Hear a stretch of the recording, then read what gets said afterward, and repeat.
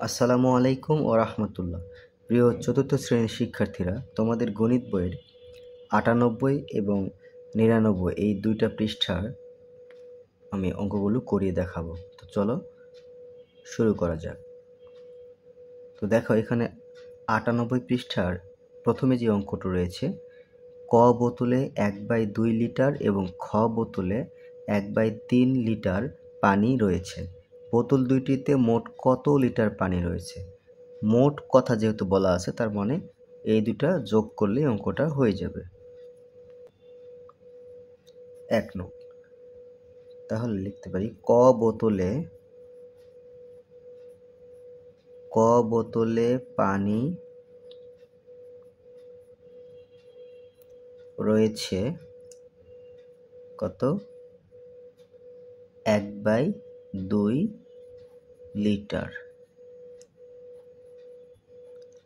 ক বোতলে পানি রয়েছে ১/২ লিটার। খ বোতলে পানি রয়েছে ১/৩ লিটার। ওকে, তো এটা যোগ করতে হবে। লিখতে, সুতরাং বোতল দুইটিতে মোট পানি রয়েছে, যোগ করতে হবে। তো এখানে প্রথমে ছিল ১/২, তারপর হলো ১/৩, এত লিটার। তো দেখো, এখানে ভগ্নাংশের কি যোগ? ১/২ এর সঙ্গে ১/৩ যোগ করতে হবে। তো প্রথমে আমাদের এই হরের লসাগু করতে হয়। তাহলে এখানে হরে আছে কত? ২ এবং ৩। ২ আর এই ৩ এর লসাগু হবে ৬। এখন এই হর দিয়ে এটাকে ভাগ করতে হবে। এখানে ২ আছে, এই ২ দ্বারা ৬কে ভাগ করব, কত হবে? ৩। ৩ এর সঙ্গে এই লবে কত আছে? ১, গুণ করতে হবে। ৩কে ৩, এরপর চিহ্ন আছে যোগ, দিলাম। এই ৩ দিয়ে এই ৬কে ভাগ করব, হবে ২। ২ এর সঙ্গে এই ১ গুণ করব। এই ৩ দ্বারা ৬কে ভাগ করলে কত হবে? ২ হবে। আর এই ২ এর সাথে ১ গুণ করব, ২ একে ২, এত লিটার। তো নিচে ছিল কত? ৬, এটা থাকবে। ৩ এর সঙ্গে ২ যোগ করো, কত? ৫। ৫/৬ লিটার। ৫/৬ লিটার, এটাই হলো উত্তর।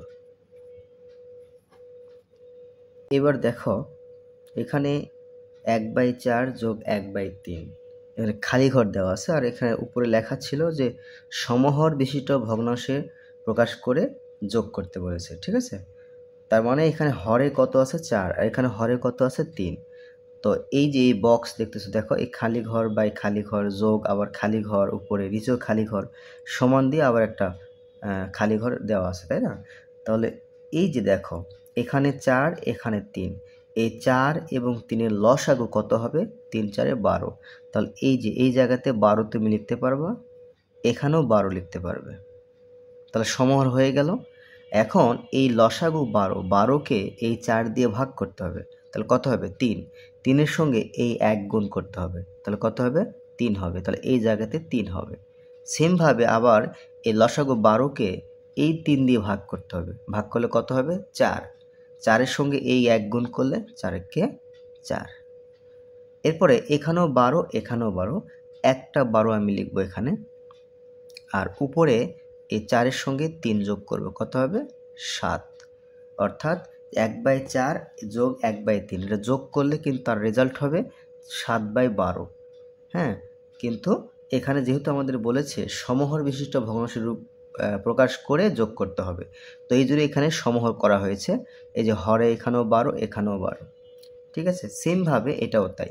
দেখো, প্রথমে ৪ ও ৫-এর লসাগু হবে ২০, এই জায়গাতে ২০ লিখলাম, এখানেও ২০ লিখব। এই ৪ দিয়ে ২০কে ভাগ করব, কত হবে? ৫। ৫-এর সঙ্গে এই ১ গুণ করব, ৫ একে ৫। তারপরে এই ৫ দিয়ে আবার এই ২০কে ভাগ করলে ৪ হবে।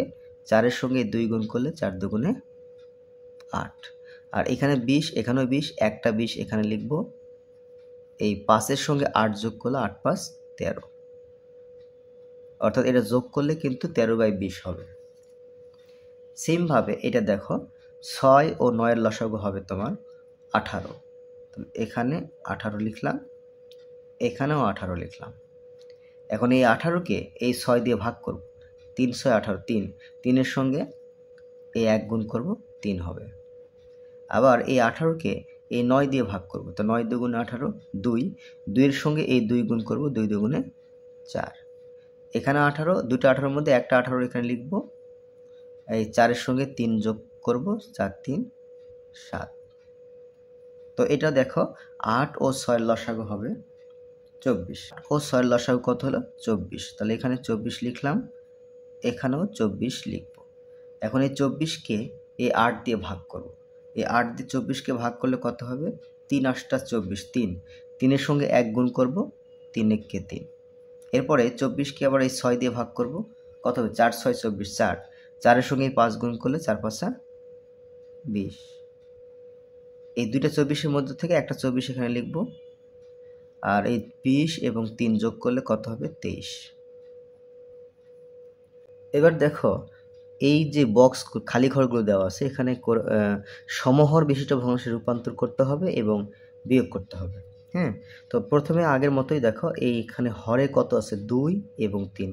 এই 2 ও 3-এর লসাগু হবে কত? 3 দুগুণে 6। তাহলে এখানে 6 লিখব, এখানেও 6 লিখব।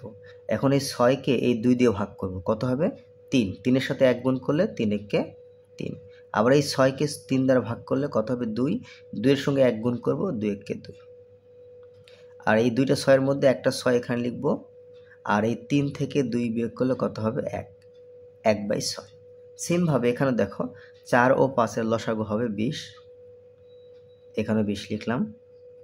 এবার 20কে এই 4 দিয়ে ভাগ করো, 5, 5-এর সঙ্গে 1 গুণ করো, 5 1 5।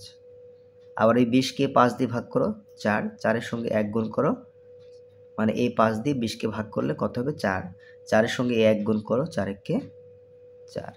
এই দুইটা 20-এর মধ্যে একটা 20 আমি লিখলাম। আর উপরে এই 5 থেকে 4 বিয়োগ করলে কত হবে? 1। এরপর দেখো 3 নাম, 3 ও 5-এর লসাগু 3 5 15, এখানে 15 হবে, এখানেও 15 লিখতে হবে। এবার এই 15কে এই 3 দিয়ে ভাগ করো, এই 3 দিয়ে 15কে ভাগ করলে 3 5 15, 5, 5-এর সঙ্গে এই 2 গুণ করতে হবে, 5 দুগুণে 10। আবার এই 15কে এই 5 দিয়ে ভাগ করো, তাহলে কত? 3 5 15, 3, 3-এর সঙ্গে এই 2 গুণ করো, 3 দুগুণে 6। দুইটা 15-এর মধ্যে একটা 15 এখানে লিখে ফেলো। আর এই 10 থেকে 6 বিয়োগ করলে কত হবে? 4। এখন দেখো 8 ও 4 লসাগু কত হবে? এই 8 ও 4-এর লসাগু, এখানে লসাগু হচ্ছে কত? 8। তাহলে এখানে 8 লিখলাম, এখানেও 8 লিখলাম। এখন এই 8 দিয়ে 8কে ভাগ করলে ভাগফল কত হবে? 1, 1-এর সঙ্গে এই 3 গুণ করো, 3 1 3। আবার এই 8কে 4 দিয়ে ভাগ করো, 4 দুগুণে 8, 2, 2-এর সঙ্গে 1 গুণ করো, 2 1 2। দুটো 8-এর মধ্যে একটা 8 লিখলাম। আর এই 3 থেকে 2 বিয়োগ করলে 1। আশা করি সকলে বুঝতে পেরেছো। যদি ভিডিওটি ভালো লাগে অবশ্যই সাবস্ক্রাইব করবে।